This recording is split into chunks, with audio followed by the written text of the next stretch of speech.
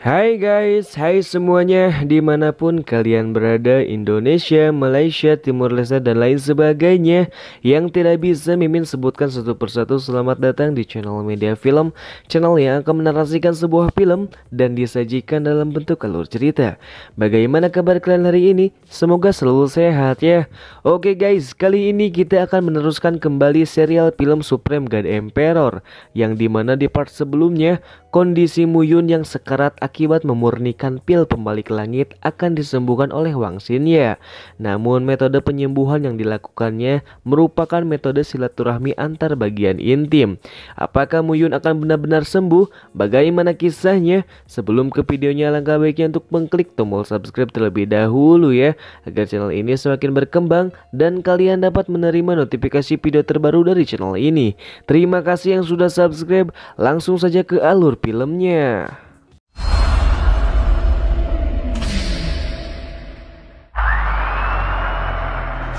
Pengobatan yang dilakukan oleh Wang Xinye berjalan dengan lancar karena saat ini kondisi Muyun telah membaik setelah beberapa jam Wang Xinye melakukan pengobatan itu. Xian Yu dan Siming yang mendengar hal itu sontak saja langsung masuk ke dalam kamar untuk melihat keadaan Muyun dengan mata kepalanya sendiri. Sebelum masuk ke dalam kamar, Xian Yu mencurigai Wang Xinye karena identitas dan asal kekuatan yang dimiliki olehnya tak pernah diketahui oleh Xian Yu. Karena tak mau ambil pusing, dia pun menghiraukan hal itu dan masuk ke dalam kamar Muyun. Sesampainya mereka di dalam dan melihat jika kondisi Muyun telah membaik, Siming mulai memikirkan hal yang sama dengan Xian Yu. Dia tak tahu identitas kekuatan yang dimiliki Wang Xinye. Sampai-sampai Siming memikirkan hal nyeleneh jika cara pengobatan Wang Xinye yaitu meniduri Muyun untuk menambahkan esensi darah yang keluar dari tubuh Muyun saat itu. Xian Yu yang mendengar omongan Siming mengatakan untuk menunggu Muyun saja, agar mereka dapat bertanya langsung padanya. 王新宇我不知道，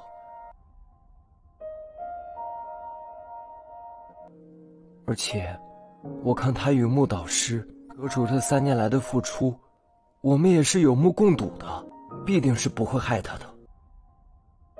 这件事情还是等暮云醒过来和他说一下。 Selang beberapa waktu Muyun pun bangun dari pingsannya dan menanyakan masalah apa yang harus menunggu Muyun bangun untuk membahasnya.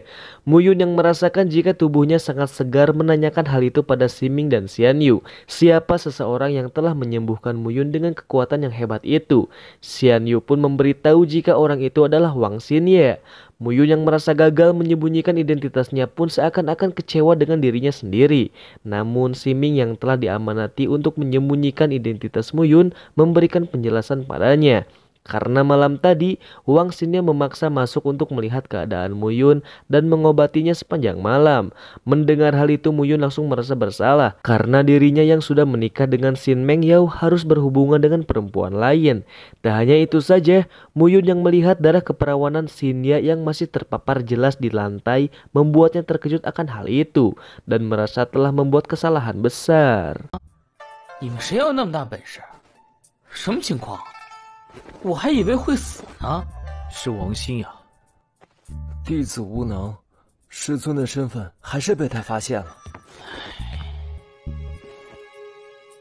一整夜，一整夜，唉，我需要休养一下，脑袋有点晕。师尊，你没事吧？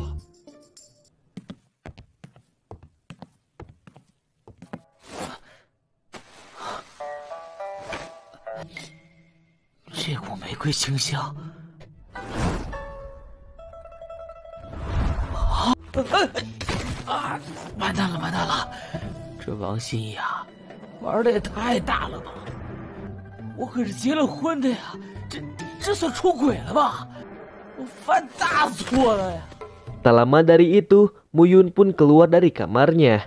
Muyun yang melihat orang-orang di pavilion Tongsen sangat sibuk menanyakan hal itu pada Siming. Siming pun memberitahu jika mereka sibuk karena penggabungan antara pavilion Tongsen dan pavilion Jushan yang sangat besar, yang menjadi berita terhangat di Kekaisaran Nanyun saat ini. Siming pun menduga jika saat ini semua keluarga dan sekte yang ada di kota Nanyun sedang mempersiapkan rencana besarnya masing-masing untuk menjatuhkan pavilion Tongsen.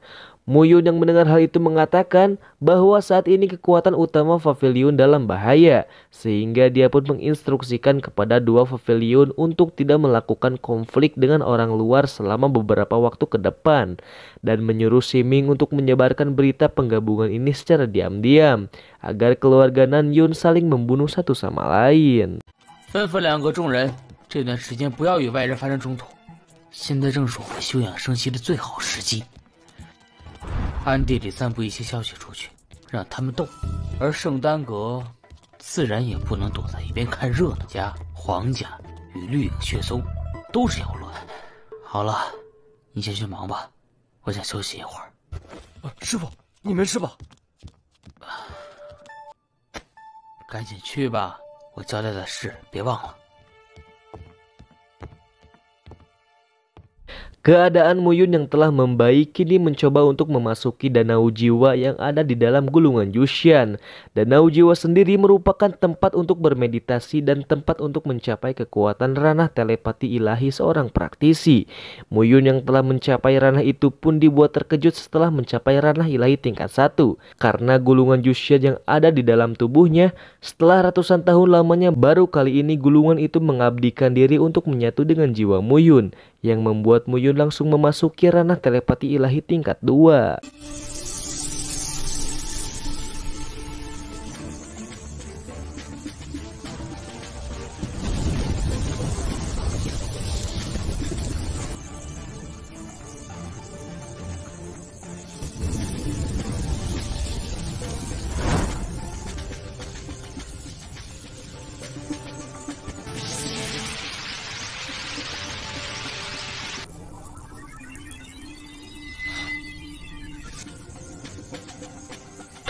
竟一丑也，今日居然肯与我灵魂融合。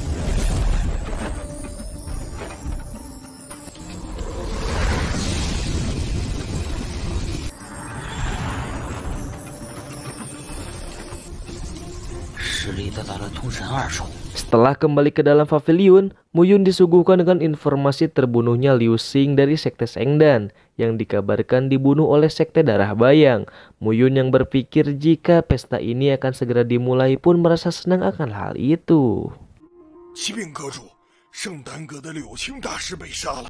哦，这么快就要开始了吗？ Sementara itu, di dalam pavilion Sengdan, Mubai menyuruh prajuritnya untuk mencari pembunuh yang telah membunuh Liu Xing. Tak peduli jika orang itu merupakan orang yang berasal dari sekte Darah Bayang, Mubai pun menyuruh mereka untuk membunuhnya tanpa ampun. 我说了，杀无赦，没听见吗？若查出来是绿影血松的人干的，那查出凶手，杀无赦。是。 Beda halnya yang dialami oleh Meng Guangling saat dirinya sedang menunggu ketua aula kedua yaitu Ku Yusen. Dirinya dibuat terkejut karena Ku Yusen telah diserang oleh belati yang hanya digunakan oleh keluarga Huang. Melihat hal itu, dia pun marah karena perbuatan yang dilakukan keluarga Huang pada Ku Yusen. Disinilah salah satu alasan penyerangan keluargamu akan terungkap. 3 tahun yang lalu, keluarga Huang, Lin, dan Gu selain untuk memusnahkan keluargamu, mereka juga bekerja sama untuk mendapatkan harta yang dimiliki oleh keluargamu sebanyak 60% yang akan dibagi rata oleh keluarga tersebut. Namun faktanya, mereka hanya mendapatkan pembagian masing-masing di bawah 10% dari harta tersebut. Mungkin itulah salah satu penyebab keluarga Huang membunuh ketua aula berdasarkan faktor harta yang tak dibagi rata. Jalan satu-satunya untuk membuat keluarga Huang jatuh yaitu bekerja sama dengan pavilion Tongsen yang telah menjadi pavilion terkuat sejak kehadiran Muyun di sana. 对付3大家族以及圣丹阁，如今之计，我看倒不如联合通神阁。敌人的敌人就是朋友。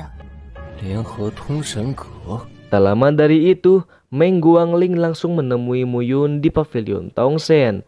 Muyun yang telah mengetahui maksud Guangling ke sana langsung menyetujui permintaan kerjasama antara pavilion Tongsen dan pavilion Sengdan. Namun Muyun meminta 2 syarat, yaitu dia harus memberinya 5 miliar batu roh kelas atas dan pavilion Sengdan miliknya secara utuh. Tanpa pikir panjang, Meng Guangling pun menyetujui kesepakatan tersebut. 5层利益全部交给通神阁。50亿上品灵石，外加圣丹阁，我通神阁就静待梦尊使的交息。好。Wang Xinye yang mendengar hal itu merasa jika Muyun memberi syarat terlalu kejam. Namun hal itu tak ada artinya bagi sekte darah bayang. Dan Muyun memutuskan pavilion Tongsen akan ditutup selama beberapa waktu ke depan. Tak lama dari itu, Wang Xinye menyinggung tentang pengobatannya semalam dan meminta Muyun untuk tak memikirkan hal itu karena Wang Xinye melakukan hal itu secara terpaksa agar Muyun bisa diobati dan dapat hidup kembali. Wang Xinye sendiri tak meminta Muyun untuk bertanggung jawab karena beberapa orang ditakdirkan untuk menjadi orang luar saja. 我不求你负责。我欠你太多了。有些人注定是命里的过客。 Siming yang mengintip di belakang pilar dimintai informasi oleh Muyun tentang keadaan kota saat ini. Dia pun mengatakan jika saat ini 3 keluarga Nanyun yaitu Huang Lin dan Gu telah bersatu. Namun ditakutkan keluarga Xiao juga akan bergabung. Mendengar hal itu, Muyun memberitahu jika pavilion Tongsen dan pavilion Jushan akan ditutup selama beberapa hari. Dan di waktu itu Muyun meminta Siming untuk mencarikannya rumah di pinggiran ibu kota Nanyun. 给我在帝都边缘买一套房产。 Saat malam hari tiba, Siming dan Xianyu dibuat panik karena sesuatu yang terjadi dengan Wang Xinye. Muyun yang mendengar hal itu sontak saja langsung masuk ke dalam untuk melihatnya. 你快进去瞧瞧吧，阁主他别出什么事儿了。 Wang Xinye yang telah menyembuhkan Muyun membuat Muyun berhasil memasuki ranah telepati ilahi tingkat 2 berkat pengobatan penambahan esensi darah yang dilakukan olehnya. Namun saat ini kondisi Wang Xinye sangat dicemaskan oleh Xianyu dan Siming. Sampai-sampai Muyun pun ikut panik akan hal itu. Apakah mungkin Wang Xinye terkena efek samping dari pengobatannya semalam yang dilakukannya terhadap Muyun? Kita tunggu saja kelanjutannya di part 37.